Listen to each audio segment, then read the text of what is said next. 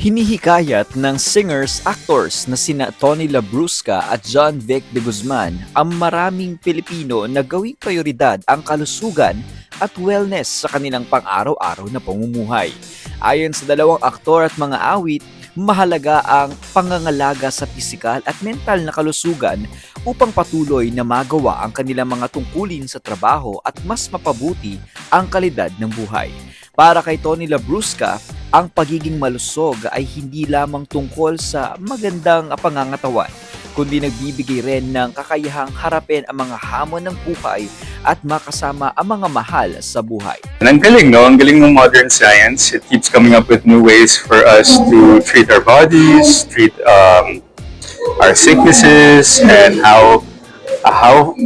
and ang galing lang ng modern science because it's coming up with ways for us to maximize how to live our full potential and how to live at 100% despite us aging gracefully. Samantala, sabi ni John Vic de Guzman na mahalaga ang disiplina hindi lamang sa entertainment industry kundi maging sa pagpapanatili ng wasong ehersisyo, tamang nutrisyon at pangangalaga sa sarili.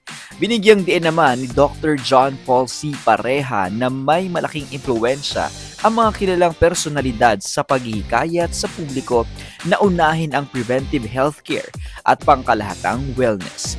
Umaasa rin sina Labrusca at de Guzman na sa pamamagitan ng kanilang advokasya ay mas maraming Pilipino ang mahihikayat na gawing pangmatagalang commitment ang malusog na pamumuhay at hindi lamang isang pansamantalang puso.